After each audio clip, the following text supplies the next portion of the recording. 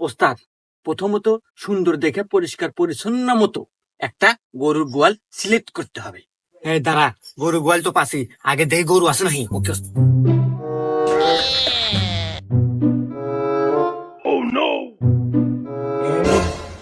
গরু আছে, গোয়াল ঘর তো পেলে আমি। এখন দেখ তারপর কি আছে। তারপরের কাজ ওস্তাদ, 100% খাঁটি হালাল সরিষার তেল লাগবে। তারা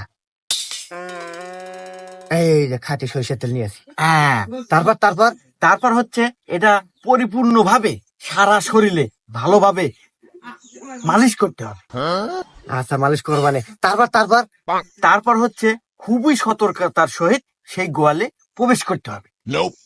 তারপর তারপর তারপর হচ্ছে ওই আরো সতর্কতার সহিত বলতেছে যে গরুর দড়িটা খুলতে হবে। খুললাম। তারপর তারপর